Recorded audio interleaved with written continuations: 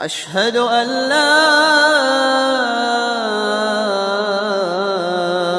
إله إلا الله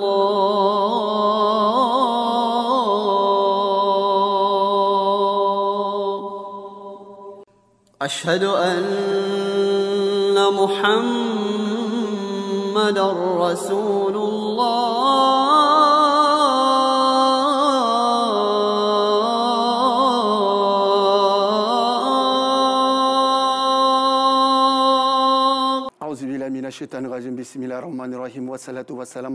Chers frères en islam, qu'il me soit permis de vous adresser le salut des hommes du paradis, le salut fraternel, le salut de la miséricorde, le salut d'Allah. Assalamu alaikum wa rahmatullah wa barakatuh. Allah, le tout miséricordieux, le très miséricordieux, a dit: quant à l'orphelin, ne le maltraite pas. Sourate 93, verset 9. Elle doit le jour montant. Mesdames et messieurs, bienvenue sur RTI 1. La problématique qui nous réunit ici aujourd'hui va parler donc de l'orphelin en islam. Et pour en parler, nous avons invité sur ce plateau un habitué de Allahu Akbar. Il s'agit donc de Oustaz Kone Abou de Dabou, guide religieux et conférencier. Oustaz, salam alaikum. Wa alaikum salam wa rahmatullah wa barakatuh. Oustaz, bienvenue et merci d'avoir accepté notre invitation. Oh là là, c'est un honneur pour moi. Voilà. Une grande joie. Comme d'habitude, hein? Vous êtes tellement habitué à ces plateaux. Oh là là. Et les téléspectateurs adorent Oustaz Kone Abou. Merci beaucoup. Voilà. Alors, Oustaz, avant donc de rentrer dans le vif du sujet, nous allons ensemble voir ce reportage de Assistant Diarra, de Malika Koulibaly et de Yacouba Koulibaly.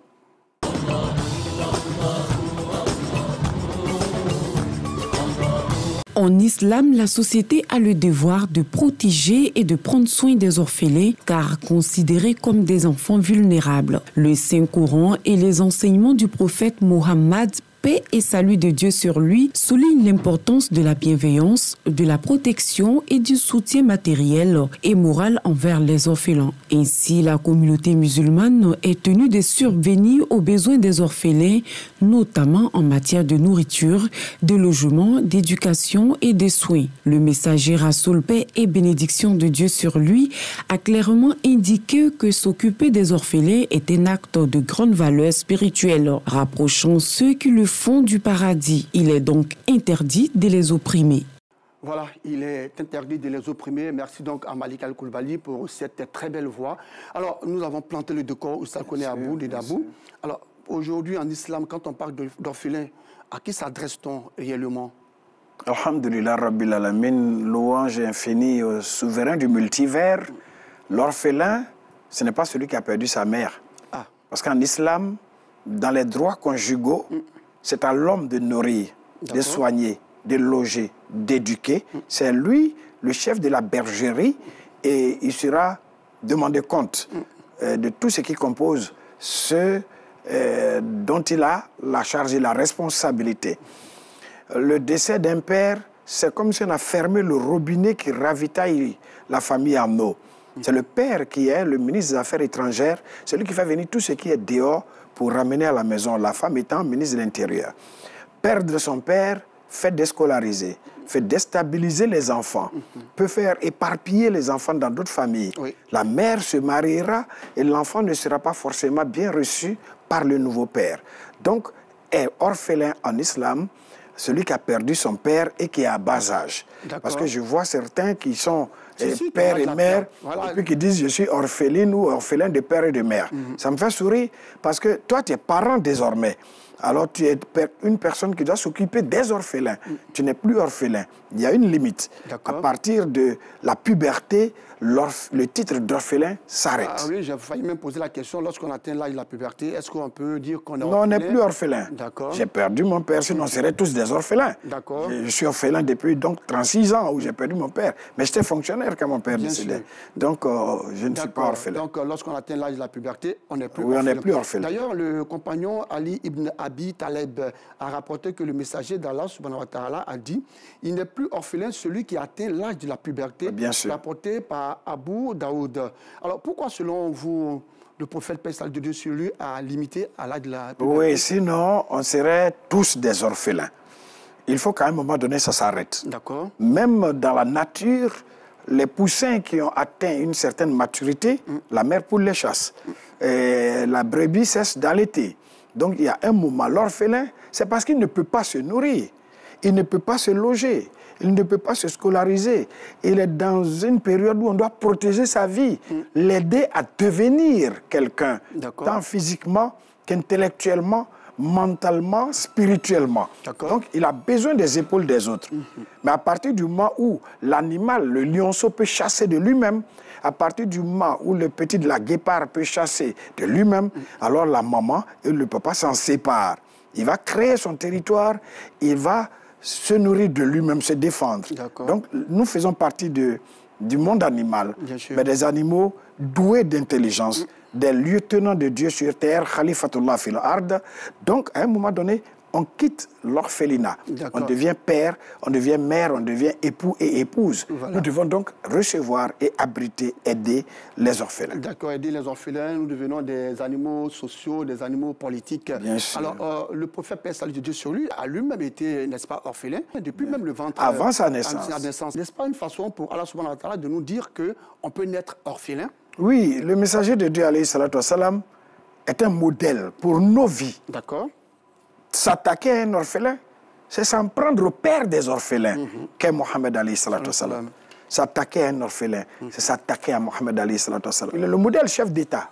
9 millions de kilomètres carrés avec constitution de lettres de créance pour les ambassadeurs. Dieu l'a formé et forgé. Avant de l'envoyer en mission, il y a quelqu'un qui viendra lui dire « J'ai perdu mon père avant ma naissance ». Il doit en connaître la douleur. J'ai perdu ma mère à bas âge. Il doit en connaître la douleur. Les gens m'insultent, me calomnient, me vilipendent. Il doit en connaître la douleur. Je gère un pays. Il doit savoir que c'est une charge. Donc, tout ce qu'il faut, même la vie de l'exilé, il a vécu tout.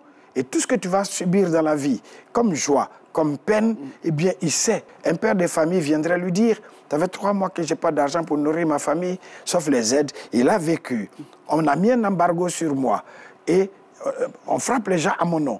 Il a vécu. À partir du moment où tu as suivi le chef d'État, Mohammed alayhi salam, l'embargo, il a vécu. Les gens découpaient les peaux séchées des chameaux. Et puis, ils se nourrissaient. Ils étaient hors de la ville. On ne leur faisait plus de commerce. Oui, parce que chaque fois que Dieu va te confier une mission, il t'en donne la force, la formation. Il te forge. Donc, il a perdu son père avant sa naissance. Et 6 années après sa naissance, il perd sa mère. 2 ans plus tard, il perd le grand-père. Et il va vivre chez un oncle, le grand frère de son père, Abu Talib, qui n'avait pas de grands moyens et qui avait beaucoup d'enfants à charge.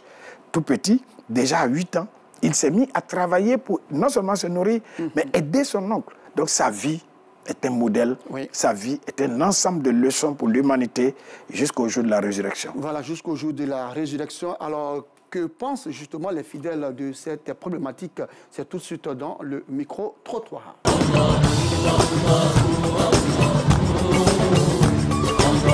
Étant musulman, il faut être bienveillant envers ces orphelins-là.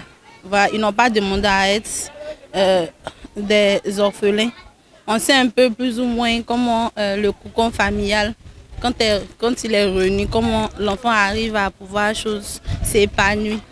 Donc, nous, en tant que musulmans, si on trouve ces enfants qui sont dans ces conditions précaires-là, il faut vraiment faire preuve de bienveillance.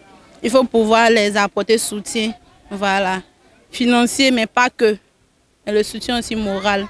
Voilà. Vis-à-vis des orphelins, vraiment, d'abord, on doit avoir pitié d'eux. Si tu prends l'héritage des orphelins, il faut pas les léser. Il faut être juste avec eux. Vraiment, on doit regarder Dieu pour être juste avec eux. Vis-à-vis de la société, un musulman doit prendre un orphelin comme son propre enfant. Un orphelin, tu te réveilles le matin, tu caresses l'orphelin pour lui montrer que sa mère n'est pas morte, que tu es là, qu'elle a une mère. Il ne faut jamais faire pleurer un orphelin. L'orphelin dans notre société, surtout au sein de la communauté musulmane, ces enfants-là doivent être pris en charge par les proches d'abord, les proches. Ensuite, si on n'a pas de proches qui peuvent s'occuper, la charge revient directement à la communauté musulmane entièrement. Donc de s'occuper de ces enfants-là, vraiment de leur donner tout ce qui est bien. Voilà, leur donner tout ce qui est bien. On a écouté les fidèles. Alors, Oustaz Koné Abou, quand on écoute justement les fidèles musulmans, l'enfant orphelin, lorsqu'il a un bas âge, alors, qui doit concrètement et véritablement prendre cet enfant en charge? Qui doit s'en occuper? Je voudrais d'abord louer Dieu et saluer les guides religieux musulmans. En général et en particulier, c'est de la Côte d'Ivoire, dont le Conseil supérieur des imams, des mosquées et des affaires islamiques. À sa tête, le guide Cheikh Aïma Diakité Ousmane. Qu'on salue. Mon oncle, hein? D'accord. Oui, c'est mon côté maternel. D'accord. Je ne suis pas guide pour rien. Tout à fait. Je sors d'une belle souche, là. Bien sûr. Et vous voyez, quand j'écoute les fidèles, je comprends qu'ils ont vraiment compris les messages. Ils n'ont pas compris que la prière.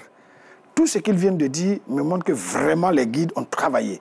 Et on a compris, on est sorti d'un moment où l'orphelin était comme le maudit. Autrefois, l'orphelin qui perdait son père, et puis après il perdait sa mère, on le taxait d'un individu de mauvais augure, un type maudit. On le fuyait, personne ne l'acceptait. Alors Allah vous fait venir le plus digne de l'humanité, l'imam de 123 999 messagers, le sceau des messagers, celui qui détient un livre éminemment scientifique, le code de vie de ce monde, modèle pour tout le monde, et il est orphelin de père avant sa naissance. Est-il maudit? Il est orphelin de mère quelques années après. C'est pour que vous enleviez l'anathème sur l'orphelin. Qui doit s'en occuper? On commence d'abord par les cercles les plus proches. Parce que Dieu dit, si la mère décède, que l'enfant est à bas âge, son père est vivant, on donne l'enfant à la mère de la mère. Pour une question d'affection, grand-mère maternelle. Parce que personne ne peut t'aimer comme ta mère. Ça, c'est naturel. Il a mis cette affection. Si elle n'est pas là, ou elle n'est pas en état de s'en occuper, on donne à sa tante maternelle, à une de ses tantes maternelles. C'est à partir de 7 ans qu'on donne à son père. Donc, si c'est le père qui décède, que, alhamdoulilah, il a des grands frères qui sont déjà matures et qui travaillent, alors il ne sort pas pour aller chez quelqu'un d'autre. On le donne à son frère, parce que le frère est un père. Ou à la grande sœur de l'enfant. Bien sûr. Maintenant, si ceux-là aussi sont petits, on donne à un frère du père quand il atteint 7 ans. On donne à un frère du père quand il atteint 7 ans. Parce que le père peut mourir et puis l'enfant n'a que 3 ans, 4 ans. On voit que les gens vont arracher. Oui. Les familles du papa vont arracher l'enfant. Mais c'est douloureux, tu fais pleurer doublement la mère. La maman est là, en train de pleurer la perte de l'être intime et cher. Vous venez lui arracher encore son enfant de 2 ans, 3 ans. Ouais. Et c'est la famille du papa qui vient faire ça.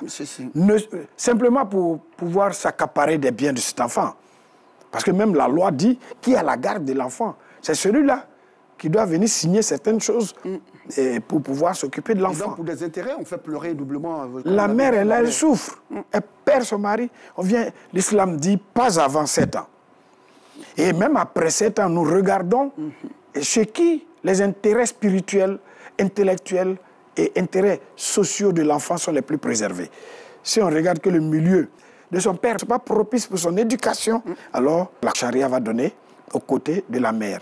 Si la mère se remarie, que l'enfant va plus loin que son milieu où se trouvent les parents paternels, alors on récupère maintenant, on donne à quelqu'un de plus proche. Mais si le côté du papa, c'est un milieu qui ne peut pas éduquer, alors la communauté musulmane saisit, on a des instances pour ça, saisit les cheikhs et les imams vont prendre des dispositions. On a entendu un fidèle même. Oui, ils vont prendre des dispositions. On n'est pas une communauté non organisée. Puisque c'est nous-mêmes qui avons décidé qu'à 7 ans, il faut mettre l'enfant à l'école. Il y a 1447 ans aujourd'hui, avant l'école. Oui. Alors, quels sont les mérites qu'il y a justement à s'occuper ou à prendre en charge un orphelin? La meilleure maison est celle qui abrite l'orphelin. Après cette maison, c'est la maison qui abrite l'étranger. Une caresse sur la tête d'un orphelin est une sadakat. C'est pareil que si tu as tué ton mouton de Tabaski.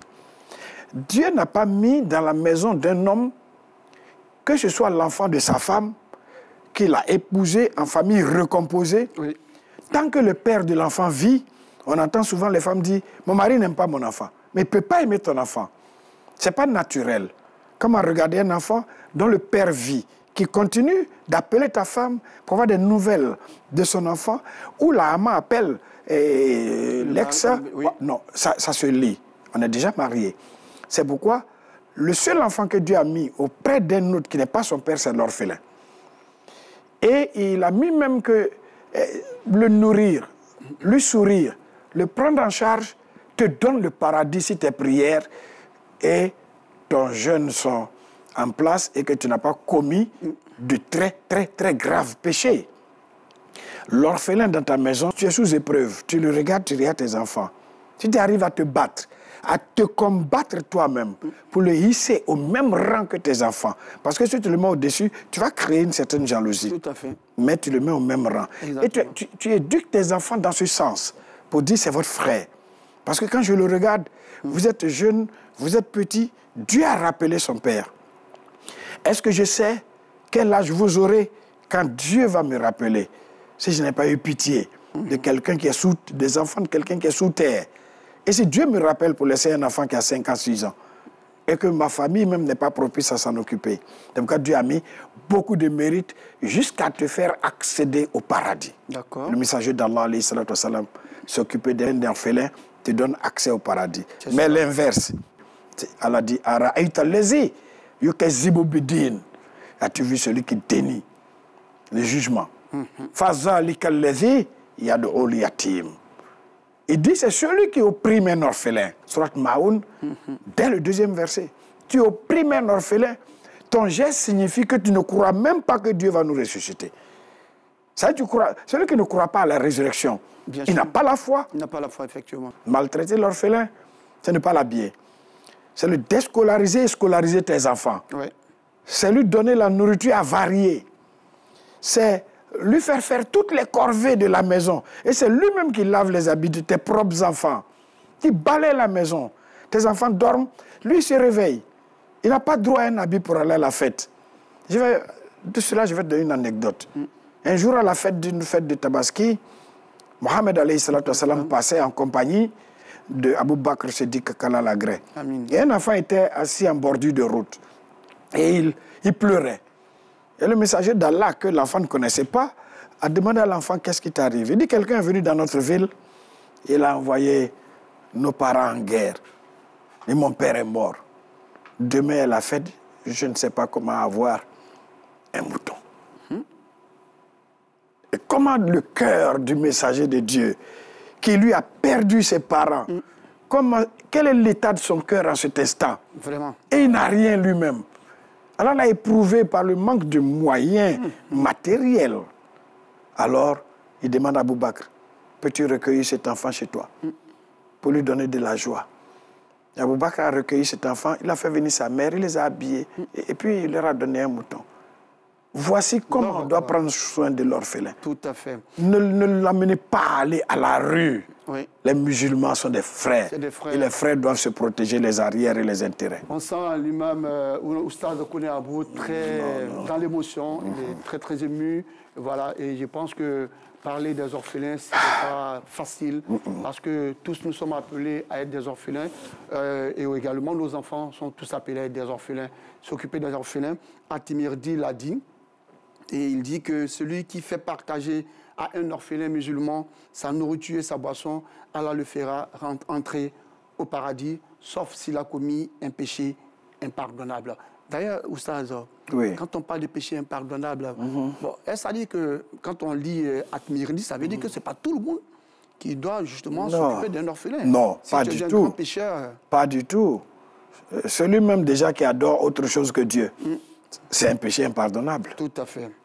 Un féticheur, un charlatan, un brouteur spirituel, même s'il prie, tu lui donnes l'orphelin, il va le transformer en ce qu'il est. Oustaz Kone Abou, on va vous permettre donc de revenir de vos émotions, parce que parler de l'orphelin, vraiment, ce n'est pas très aisé, je l'ai dit. Alors nous allons permettre justement à cette fidèle-là de vous poser une question, et on revient sur le plateau, vous répondrez à la question du fidèle.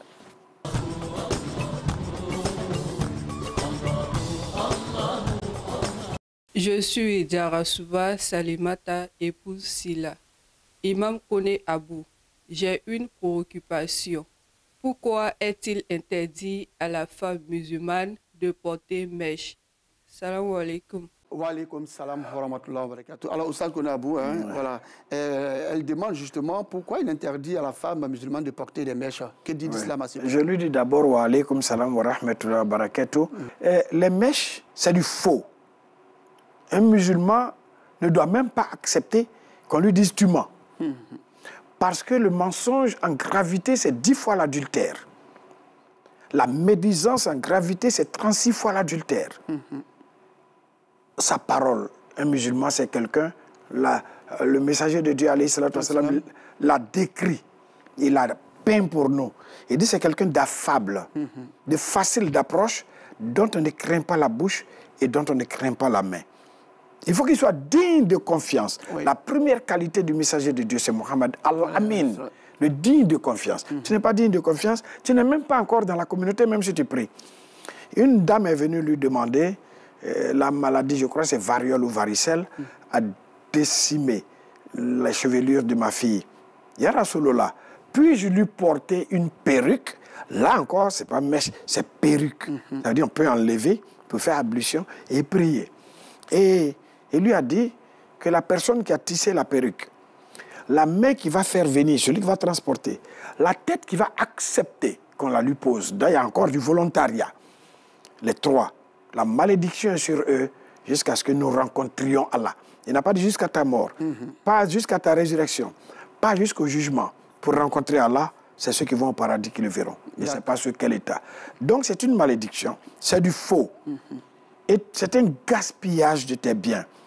Et c'est quelqu'un qui n'est pas satisfait de Dieu. Par ce geste, tu prouves, tu demandes à Dieu, tu ne sais pas faire cheveux. Il fallait me faire comme ça, tu n'as pas vu ça. Dieu dit, qui discute ma création. Être musulmane, soumis, musulman, c'est accepter et arranger ta nature. Et être fier. Tu es noir, tu deviens clair, c'est une tromperie. C'est cela. Tu as les cheveux courts, tu portes des mèches, tu portes, même que ce soit en laine ou en quoi que ce soit, qui couvre entièrement tes cheveux, c'est du faux. Tu n'es pas fier de toi. Tu ne t'aimes pas. Pourquoi quelqu'un va t'aimer? Alors c'est comme quelqu'un qui vendait du riz au marché. De loin, il y avait un aspect blanc. Et Mohammed alayhi salatu wassalam est rentré, il a mis sa main dedans. Mais en bas, c'était mouillé. Quand on dégage un peu le blanc, c'est rouge. Mais pourquoi trompes-tu les gens? Il dit, j'ai mis ça pour attirer les gens. Il dit, quiconque trompe quelqu'un, une créature, n'est pas des nôtres. Et ça, c'est du riz. Maintenant, toi, tu as couvert ta tête avec autre chose. Ce qui signifie que toi-même, tu ne t'aimes pas. Pourquoi voudrais-tu qu'on t'aime? Quand tu enlèves ces mèches, eh bien, ça te rend moins belle que quand tu portais. Ça veut dire que tu es sûr que si ça te rendait vilaine, tu ne porterais pas. Donc, tu n'es pas toi. C'est pourquoi, tu vois, c'est une source de maladie. Quand les pores par lesquels la sueur découle, ce qui est sur la tête porte plusieurs cheveux, donc c'est plus large. Et la sueur, c'est des déchets. Ça contient de la potasse, des graisses et autres, du sel. Maintenant, la personne, en se lavant, ça reste en dessous. Ça devient des crasses, une croûte. C'est pourquoi quand la femme qui a les mèches ou perruques, quand elle gratte sa tête, elle me regarde d'abord et puis elle sent l'odeur. Et c'est pas bon. C'est pourquoi on coupe court. Celui qui a une femme qui passe devant lui, qui a porté perruque ou mèche, par la parole de Mohammed alayhi salatu wassalam, que c'est une malédiction, il dit la malédiction vient de passer devant toi. Si elle est couchée auprès de toi, la malédiction est couchée près de toi. C'est une femme ostentatrice.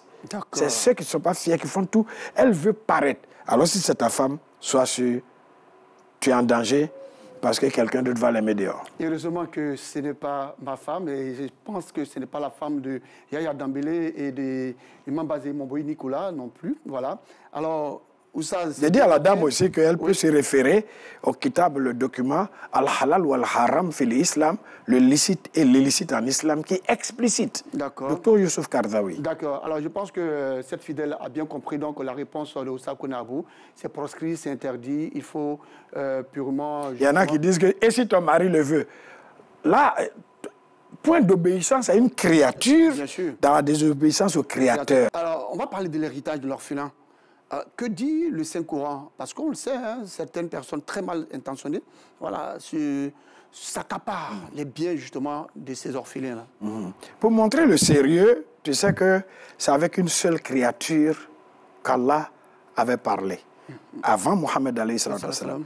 Mohammed alayhi salam est la deuxième créature avec qui Allah a eu une rencontre. Surat 17, Al-Isra. Et il a donné son sérieux à Moussa alayhi salam. Quel que soit le nombre de milliers de versets de Taurat dans la Torah, il n'y a que 10 grands commandements avec lesquels Allah ne va jamais tergiverser. Et quand il a fait l'ascension nocturne, Allah lui a donné 12 commandements dans lesquels on retrouve les 9 qu'il avait déjà donnés à Moïse. Il ne se dédie pas. Il ne va pas dire ici ceci est haram et ici c'est halal. Donc les 9 sont revenus. Sauf le 10e qui était le respect du jour du sabbat. Allah nous a donné Yaoum al-Jumat, le jour du vendredi. Et dans ces commandements, il dit n'approchez les biens de l'orphelin que pour le mieux pour l'orphelin. Alors, est-ce que tu as cité même la sourate 93, sourate Douha. Celui qui opprime un orphelin, cela fait trembler le trône de Dieu. Il dit ne l'opprimez pas. Il dit n'approchez le bien de l'orphelin que pour le mieux de l'orphelin. Alors on ne peut pas s'accaparer de cela. D'abord, tu prends sa mère en héritage, que c'est la femme de mon frère, dont je dois hériter sans l'épouser. La veuve se marie à qui elle veut, mais tu dois payer la dot et elle n'aura que 3 jours de séjour avec l'époux avant de commencer à faire la cuisine. C'est la Vierge qui fait 7. Donc, l'orphelin, tu prends sa mère en héritage. Tu es un adultérin ou un maître adultère parce que tu dois l'épouser. Paye son mari, son salaire d'honneur, qui n'a rien à voir avec la dot. C'est la première oppression que tu viens de faire à l'orphelin. Tu viens coucher sous ses yeux avec sa mère, dans la maison de son père.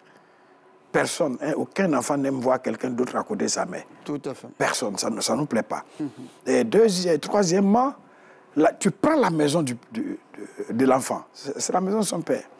Tu détournes son compte, son troupeau. Tu prends même sa voiture. Dès les funérailles, il fait un plan. Je vais faire une course, donnez-moi la clé de la voiture. Il ne va plus donner la clé.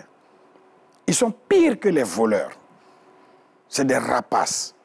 C'est pourquoi Dieu a classé. Tant que tu fais ça, tu pries, tu jeûnes, tu as fait le hajj, tu payes la zakat si tu veux. Mais Dieu ne considère que tu ne crois même pas à la résurrection. Il y a un gros défaut dans ton attestation de foi, ta kalma shahada, qui tient compte d'abord de Dieu et du jour de la résurrection. Toi, tu ne crois pas. Ça veut dire que Dieu ne me verra pas, je m'en fous. C'est très grave. C'est très grave. Les larmes de l'orphelin sont des braises versées sur le corps de son père dans sa tombe. D'accord, il faut donc éviter de faire verser... Parce que tes enfants seront orphelins. Hein? Bien sûr, ça c'est clair. D'accord. Et voilà, la mort... Le karma existe. Hein? La mort. Personne ne sait quand, où et comment cette trilogie-là... Bien sûr. Voilà, donc la mort frappera à toutes les portes. Alors nous allons voir justement ce qui s'est passé au cours de cette semaine dans la vie de la communauté.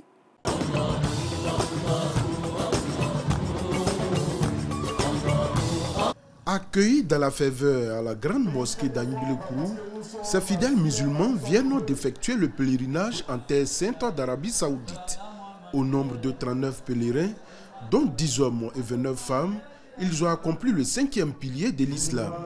De retour dans leurs familles respectives, sains et saufs, la communauté musulmane d'Agnibilou a décidé de les célébrer. Transformé par cette expérience enrichissante, ce pèlerinage est une occasion unique de renouveler sa foi, de se repentir de ses péchés et de se rapprocher d'Allah subhanahu wa ta'ala. Selon les pèlerins qui ont exprimé leur gratitude aux organisateurs de cette cérémonie, ce voyage en terre sainte a été fort enrichissant pour eux. Ce 5e pilier nous a permis aujourd'hui de renforcer notre foi. Parce que à la Mecque ou bien à Médine, il n'y a que la prière.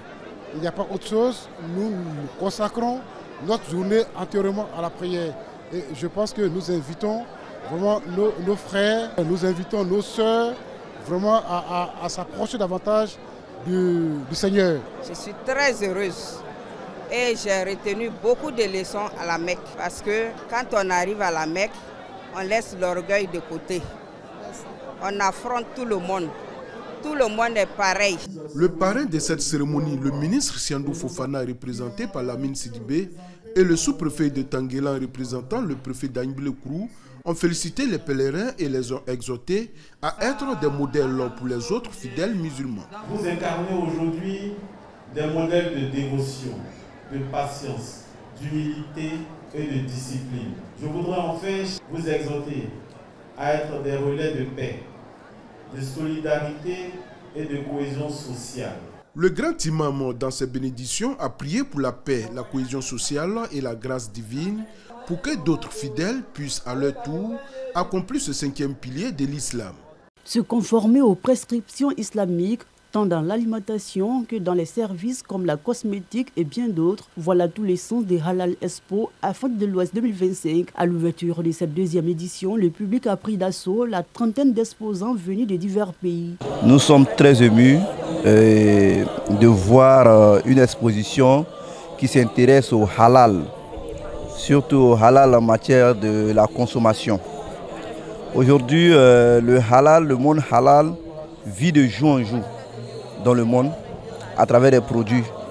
Et ces produits-là doivent être certifiés par des normes. Ce projet d'envergure ambitionne impacter positivement la communauté musulmane à travers une meilleure accessibilité aux produits halal. Comprenez par cette 2e édition de Halal Expo Afrique de l'Ouest une volonté de notre communauté, c'est-à-dire la communauté musulmane, et nous en tant qu'organisme certificateur, de présenter les produits labellisés en Côte d'Ivoire halal à la communauté de façon générale. Aujourd'hui, l'attitude du consommateur musulman serait de contrôler, de vérifier, de se rassurer que le produit qu'il consomme, il est halal. Et pour ça, il n'y a rien tel que de regarder le produit inscrit dessus avec le label de Halal Côte d'Ivoire. L'initiative bénéficie également du soutien du ministère du Commerce qui s'est engagé à accompagner son développement. Nous soutenons cette initiative parce qu'elle est très importante.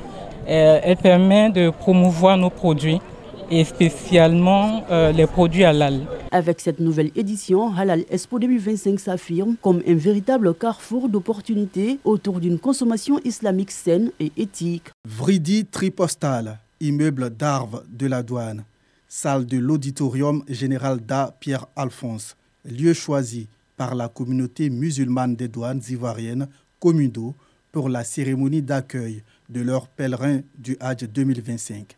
À cette cérémonie, les pèlerins de la Comudo ont été invités à préserver les acquis du Hadj et à être des musulmans exemplaires. Chers pèlerins, vous avez accompli l'un des actes les plus sublimes de l'islam.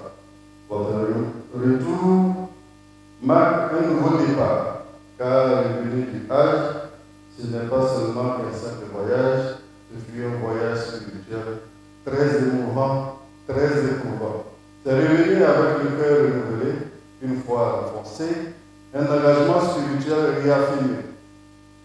Vous êtes désormais des modèles, des repères de notre communauté. Qu'Allah accepte votre Hadj. Je tiens à remercier le comité d'organisation avec le président à sa tête et tous ceux qui ont aujourd'hui milité, participé à cette reconnaissance et dire merci à toute la communauté douanière. C'est de cette famille nous venons et c'est grâce à elle aujourd'hui nous nous retrouvons là. Nous avons été très bien reçus, alhamdoulilah. Tout s'est très bien passé. On a pu faire tous les rites. C'est une grâce de le faire. Cette cérémonie d'accueil des pèlerins, une opportunité pour investir les 18 présidents de section de la Comudo. Une fois investis, tous s'engagent à promouvoir les valeurs de l'islam et à être des modèles dans la société. Je jure solennellement devant Allah et devant le président national de la Comudo et devant notre communauté de respecter les valeurs et les enseignements de l'islam en préservant l'harmonie et la solidarité entre les membres de notre communauté, d'œuvrer avec dignité et dévouement pour le bien-être et les intérêts de notre communauté, de promouvoir la paix, la justice, l'équité et la cohésion au sein de notre communauté. Aujourd'hui, en regardant cette salle, je reconnais certains compagnons des premières heures, des frères de combat spirituel et associatif, qui ont cru dès le départ à cette vision d'une communauté musulmane douanière forte, fraternelle, disciplinée et tournée vers le bien commun. Cette double cérémonie a bénéficié du soutien des représentants du président du COSIM et du directeur général des douanes. Le directeur général tient à adresser ses félicitations à la communauté des douanes ivoiriennes Comido. L'administration douanière se réjouit de pouvoir accompagner chaque fois que possible la vie religieuse de ses agents. C'est pour nous un privilège et une marque de respect des convictions religieuses de chacun.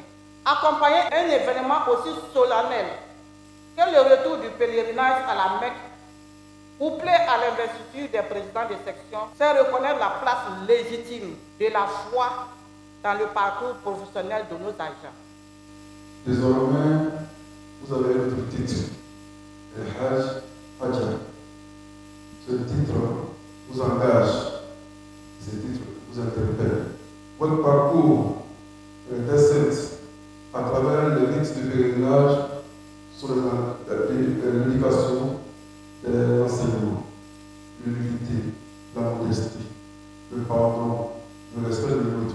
Prestation de serment, remise des symboles et de l'acte d'investiture, remise d'écharpe et du noble Coran au président de section investi, remise d'attestation aux pèlerins, louanges, prières et bénédictions pour la paix et la cohésion en Côte d'Ivoire. Des moments forts qui ont également meublé cette double cérémonie de la communauté musulmane des douanes ivoiriennes, Comido.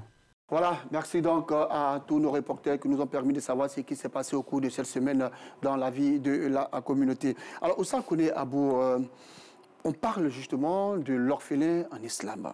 Et quand on dit par exemple que la meilleure maison, vous l'avez dit, vous l'avez cité, la meilleure maison des musulmans est celle où est hébergé un orphelin et où il est traité avec bonté. Bien sûr. La pire des maisons des musulmans est celle où est hébergé un orphelin et où il est maltraité, rapporté par Abou Huraïra. Est-ce que cela ne doit pas justement interpeller le croyant que nous sommes? Pour dire qu'il faudrait que nous ayons des maisons où nous avons des orphelins et qui soient vraiment bien traités. On doit même faire une saine émulation à la recherche des orphelins pour en prendre soin afin d'avoir ces mérites-là auprès de Dieu. S'occuper d'un orphelin et éviter les grands péchés t'ouvre les portes du paradis, même si tu n'as jamais mis le pied au Hajj. La maltraitance d'un orphelin, dans ta maison, il ne fait que pleurer.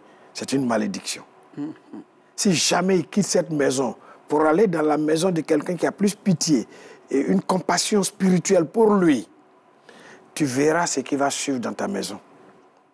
Le bonheur va quitter ta maison. Tous ceux qui ont tenté de maltraiter l'orphelin, de le voler, ont fini adossés au mur de la mosquée après la prière de 16 heures pour attendre des sacrifices. Des sacrifices. Beaucoup sont devenus des mendiants qui clôturent nos mosquées. Il ne faut pas voir quelqu'un dans un malheur et tu peux te moquer de lui ou bien dire déjà que c'est injuste. Pas du tout. Ce qu'il a fait auparavant peut le faire asseoir là. Rien n'est hasard chez Dieu. Rien n'est erreur chez Dieu. Il a créé les pauvres, c'est vrai. Mais il y a certains qui étaient riches. On ne connaissait pas la source de leur richesse. Souvent, c'était les biens d'un orphelin. D'accord. Souvent, c'était les biens d'un orphelin. Et c'est sur ces mots donc, de Oussa Kone Abou Dabou que nous allons voir cette rubrique qu'apprécie, n'est-ce pas, notre réalisatrice Adja Massandje Kone. Il s'agit donc de la salam du fidèle.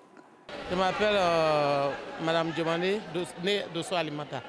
Mon premier salam va à l'endroit de mes parents disparus. Le deuxième salam, mon imam, Étoile Rouge. Le troisième salam, mon imam paix à son âme, Ouattara Ahmed. El Hadj Koulibaly Ibrahima, fidèle de la mosquée Étoile Rouge. Bonne année à tout le monde, d'abord tout le monde entier, tous les musulmans du monde entier. Et plus précisément, notre président de la République qui nous a emmené la paix. Et ma deuxième salam va à l'endroit de nos imams aussi, de tous nos imams qui nous encadrent et qui nous enseigne la paix. Et toute la grande famille Koulibaly, je leur souhaite bonne année. Salam alaikum wa rahmatullah ta'ala wa barakatuh. Je dis année joyeuse à tous les musulmans du monde entier, particulièrement à ma grande sœur Moustapha Alimatou aux États-Unis. Je pense fortement à elle.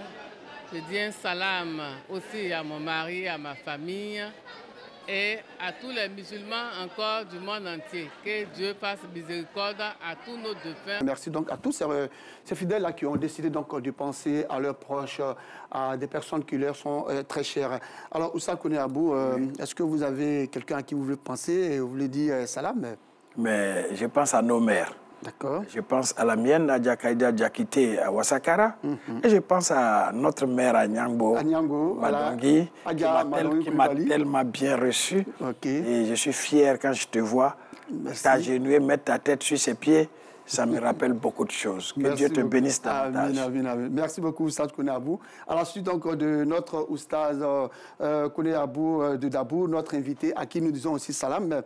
Nous voudrions donc dire salam à Afousiata Bamba, épouse Kone Sanaplin, du côté donc d'Abobo Céleste. Salam à Papa Ouattara Seydou et à son épouse Siloué Djeneba, du côté de San Pedro, Sautref, non loin donc de la mosquée Siaka Koulibaly. Nous souhaitons donc un prompt rétablissement à l'une de ses filles éprouvée par la maladie. Qu'Allah subhanahu wa ta'ala lui accorde la santé.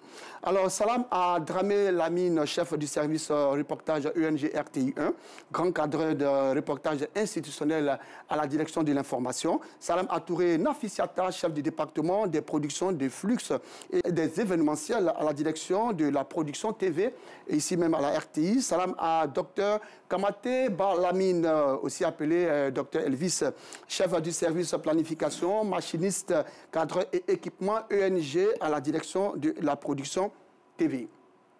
Inna lillah wa inna ilayhi rajim. Voudrais-je donc, au nom donc, de l'équipe de production de l'émission Allahu Akbar, présenter les condoléances à la famille du jeune Ibrahim Sow, champion du monde de lecture salmodie du noble Coran, rappelé à Dieu le mardi 15 juillet dernier. C'est donc une grande tristesse et une consternation sans pareil dans la communauté musulmane. Le jeune Ibrahim Sow, il faut le reconnaître, connu pour sa maîtrise exceptionnelle du Saint-Coran. Il portait haut les valeurs du Saint-Livre, le noble Coran. Suivons quelques prestations de lui. أعوذ بالله من الشيطان الرجيم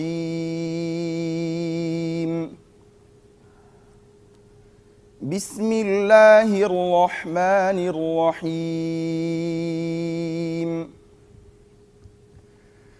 يا أيها الرسول لا يحزنك الذين يسارعون في الكفر من الذين قالوا آمنا بأفواههم ولم تؤمن قلوبهم ومن الذين هادوا سماعون للكذب سماعون لقوم آخرين لم يأتوك. Voilà, que retenir justement de cette étoile qui s'éteint. Ibrahim Sow, il faut le savoir, son nom résonnait dans les écoles confessionnelles islamiques et dans toutes les mosquées, jusque dans les grandes compétitions de la lecture salmodie du noble Coran.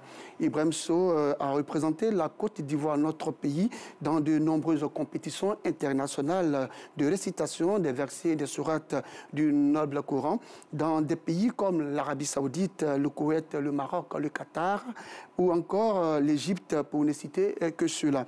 Maintes fois a-t-il décroché des prix prestigieux, plaçant son pays, la Côte d'Ivoire, sur la carte des grandes nations du Coran. En ce moment de lourdes épreuves, nous avons une pensée pieuse pour sa famille, pour ses proches et amis.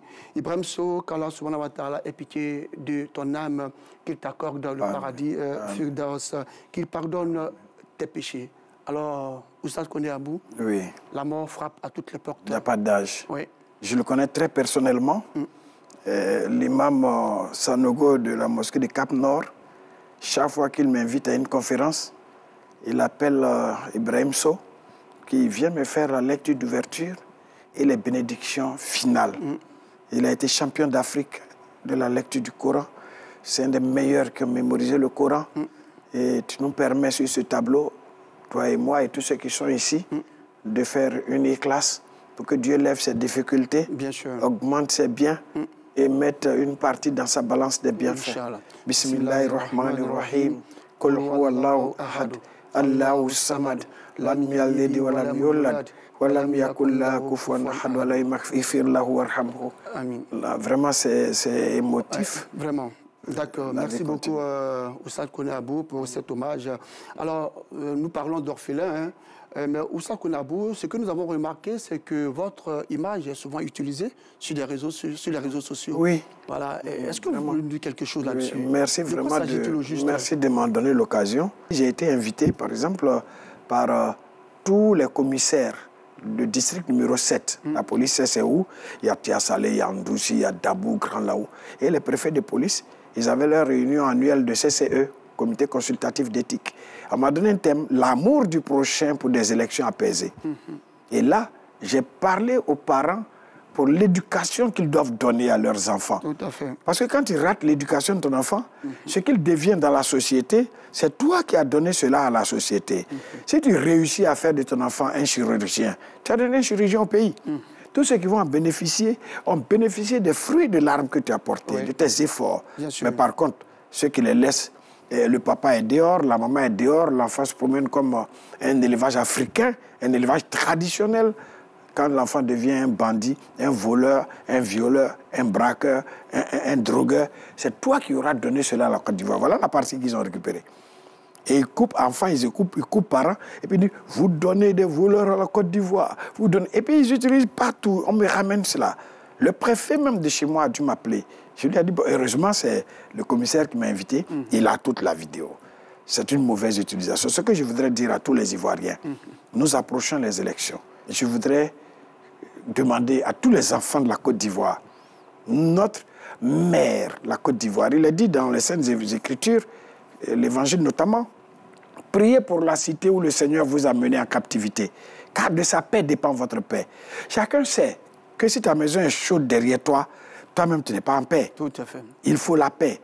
On dit qu'il n'y a rien au-dessus de la santé. Je dis qu'il y a la paix au-dessus de la santé. Sans la paix, le malade ne pourra pas se soigner. Il n'y a rien au-dessus des remerciements. Si, il y a la prière pour la personne qui a fait du bien pour toi. Donc nous avons besoin pour prier dans nos mosquées, dans nos églises, pour aller à l'école, nous soigner, nous transporteurs, commerçants, propriétaires de cours, alors il faut la paix. Et c'est pourquoi le musulman, à chaque fois qu'il rentre dans sa maison, même vide, quand il ouvre la porte, il dit assalamu alaikum. Que la paix. Il faut que la paix nous dévance. Bien sûr. Nous avons une dette envers notre pays. C'est de préserver la paix. D'accord. Merci beaucoup pour ce message-là. Je pense que c'est un grand message. Préservons la paix. Nous avons tous besoin de paix, justement, pour vaquer à nos différentes occupations. Alors, Oussad Konabou, on a terminé. On va vous donner une minute pour nous résumer brièvement ce qui a été dit ici aujourd'hui.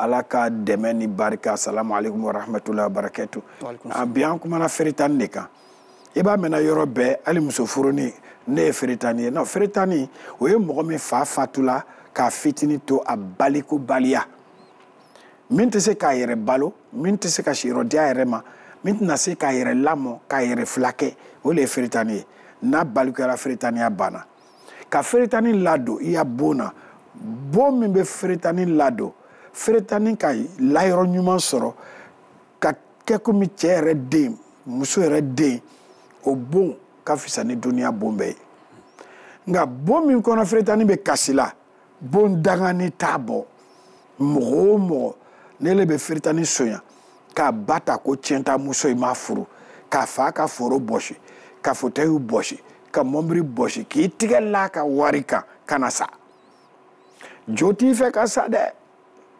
parce que ala ko Kurana kɔnɔ a ko ara'ayta allazi yukazibu bidin an ɲɛ k'a ye mɔgɔ min ko kiyama tɛna kɛ ale bɛ fɛn bɛɛ kɛ min ka da ye parce que kiyama tɛ yen ko mɔgɔ si ma taa ka na fadhalika allazi yad'ul yatim olu cɛma mɔgɔ min ka yatimɛden tɔɲɔ ne k'a tɔɲɔ seli tima o sun tima jaga tima anga imamu yɛrɛ dɔ ko mɔgɔ mɔgɔ ka yatimadenya nafolo domu ala ko tasuma b'i kɔnɔ ko n'i ka alimɛti ta ka a caro a tigi kɔnɔbara la ko a bɛ mɛnɛ tasuma le b'a kɔnɔ bɛɛ den bɛ se ka kɛ feretani ye mɔgɔ si ma ala dali ko n bɛ sa ka n denw to yen ni i ye facɛ ye den fitinin b'i bolo filɛ den mun bɛ yen lon dɔw bɛ kɛ feretani ye dɔ t'a ladon dɔ kɔ ladinɛ bon n'ele nana kunnaja sɔrɔ ka kɔrɔya denw kɔrɔla i ɲɛna ala le k'o hɛrɛ k'i ye miiri dɔw fana denw m'o hɛrɛ sɔrɔ bon mɔgɔ min fana kɔrɔbayala a facɛ ɲɛna ele kan ka miiri min facɛ sala ne kan ka ladon donc bɛɛ le kan ka jija an ka jamakulu yɛrɛ kan ka bolo lɔ feretaniw kɔrɔ k'o yɔrɔ ɲini k'o don lekɔliw la k'u kalan k'u ka diinɛ kɔlɔsi k'u fila kɛ an k'an ka bori yɛrɛ de ka ɲini ni tɔrɔsi ye sabu maintenant n'e ka kelen sɔrɔ k'o ladon n'i ma jurumuba kɛ et qui a beau l'arginena. Amin. Ok, voilà. Merci donc à Oustaz Koné Abou. C'est la fin de l'émission, vous l'avez remarqué. Rappelons que nous étions avec Oustaz Koné Abou de Dabou. Il est guide religieux et conférencier. Avec lui, avions-nous parlé de l'orphelin en islam. Merci à vous de nous avoir suivis. Moi, je vous retrouve, Inch'Allah, le jeudi prochain, même heure, même chaîne. Rappelons que vous pouvez suivre la rediffusion de l'émission Allah Akuba tous les vendredis à partir de 9h. Qu'il me soit permis de dire merci à l'équipe technique, la réalisatrice Massandie Kone, son assistante Mariam Kira Koya. Voilà, nous avions à la vidéo Lat Lokadi, notre serveur, c'était Amani. Au son, nous avons la voix d'or, je l'appelle la voix d'or, Diabaté Koli. Voilà, notre consultant média, donc Bazei Momboyi. Nicolas, je n'oublie pas notre monteur Vakassa Karamoko de Oussougoula. Oussougoula, ça manque nous. Voilà, merci à vous de nous avoir suivis. Salam alaikum wa rahmatullah wa barakatuh. Allahu akbar, Allahu